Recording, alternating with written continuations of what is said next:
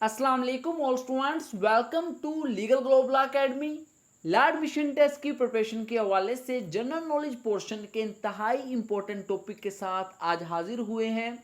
अगर आप हमारे चैनल पर न्यू हैं तो लाजमी तौर पे चैनल को सब्सक्राइब कर लें और हमारे चैनल को उन तमाम तर स्टूडेंट्स के साथ लाजमी तौर पे शेयर करें जो अपकमिंग लैट की प्रिपरेशन कर रहे हैं।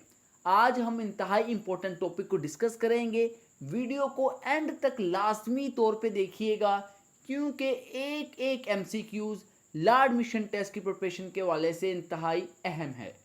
जी तो डियर स्टूडेंट्स, आज का हमारा टॉपिक जनरल नॉलेज पोर्शन का इंतहाई अहम टॉपिक है। जैसा कि आप जानते हैं कि ऑर्गेनाइजेशंस के हवाले से एमसीक्यूज अक्सर लॉ एडमिशन टेस्ट में पूछे जाते हैं और SAARC is one of the most important organisation है।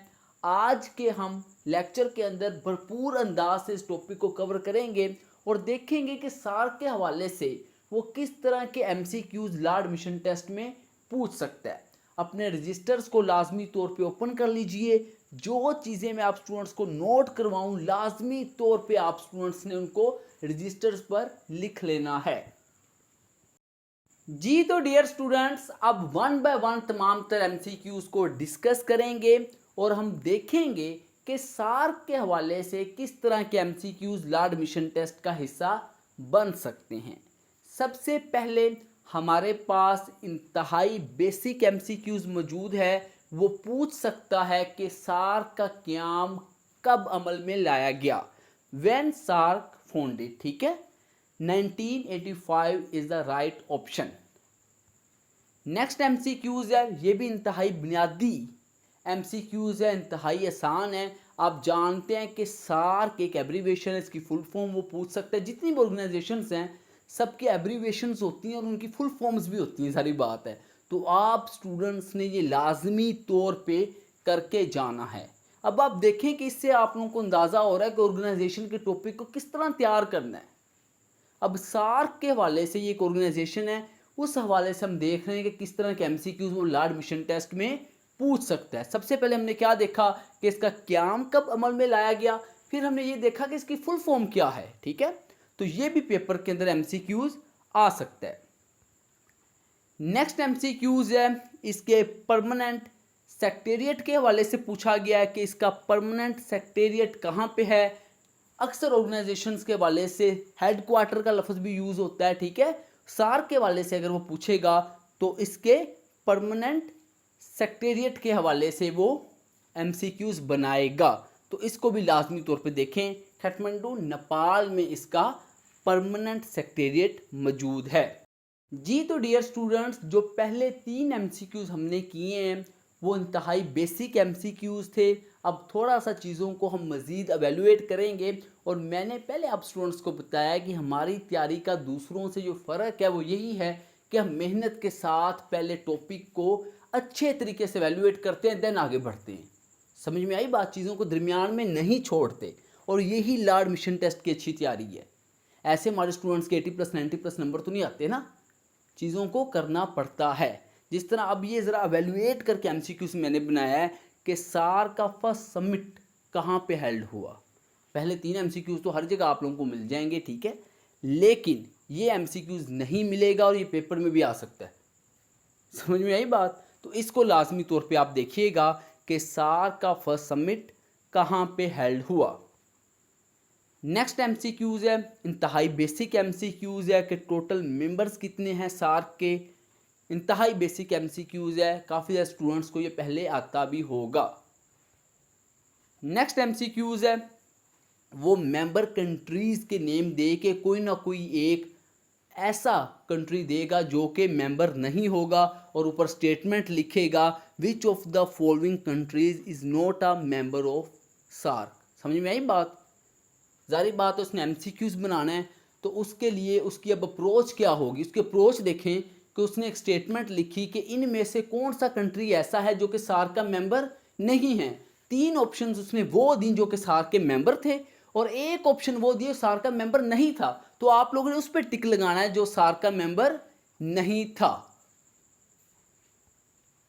नेक्स्ट एमसीक्यूज है हमारे पास कि कौन सा ऐसा मुल्क है, कौन सा ऐसा मेंबर है जो कि बाद में सार्क का हिस्सा बना है। तो उसका जो राइट ऑप्शन है हमारे पास वो है option C, Afghanistan.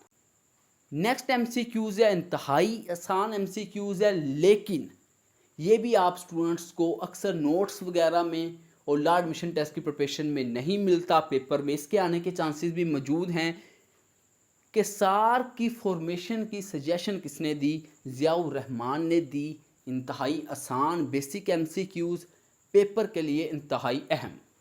Next MCQs की तरफ बढ़ने से पहले अगर आप में से किसी स्टूडेंट का लॉ एडमिशन टेस्ट की प्रिपरेशन के हवाले से किसी किस्म का कोई क्वेश्चन है तो इसी वीडियो के कमेंट बॉक्स में पूछ लीजिए। इंशाल्लाह मैं हर स्टूडेंट का रिप्लाई लाजमी तौर पे दूंगा।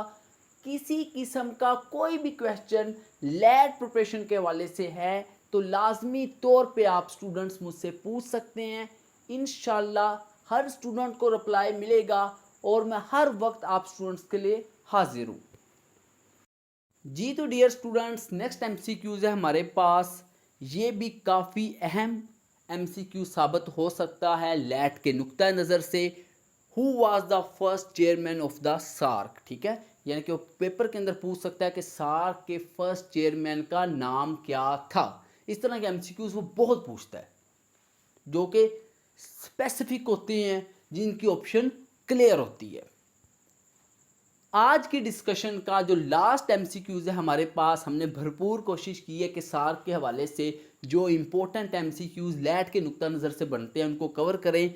वो पूछ सकता है कि सार्क मेंबर कंट्रीज़ में से सबसे ज़्यादा लिटरेसी रेट किस मुल्क का है। वैसे मैंने साथ चार्ट भी दे दिया, उसमें आप देख सकते हैं मालदीव्स का सबसे ज़्यादा है, लेकिन ऑप्शंस जो दी गई हैं जिस तरह एमसीक्यूज बनाया उसमें श्रीलंका का है। हमने ऑप्शंस के मुताबिक बेस्ट ऑप्शन को सिलेक्ट करना है, लेकिन अगर यहाँ पे मालदीव्स होता तो आप किसको सिलेक्ट करते? मालदीव्स को करते। अब यहाँ पे देखें, मैंने आप स्टूडेंट्स का बहुत बड़ा कॉन्सेप्ट क्लियर किया है। हमने ऑप्शंस के मुताबिक बेस्ट ऑप्शन को देखना होता है। जो 4 ऑप्शंस दिए गए हैं उसमें देखना है बेस्ट कौन सी है। वैसे तो मालदीव्स है, लेकिन 4 ऑप्शंस में से हाईएस्ट लिटरेसी रेट किसका है? श्रीलंका का है। आई थिंक सो यहाँ पे आप स्टूडेंट्स का बहुत बड़ा कॉन्सेप्ट क्लियर हुआ होगा। जी तो डियर स्टूडेंट्स, लाजमी तौर पे बताइएगा कि आज का लेक्चर आप स्टूडेंट्स को कैसा लगा। आपकी हौसला अफजाई हमारी हिम्मत को मज़ीद बढ़ाती है। अल्लाह ताला आप सबको अपनी सलामती में रखे।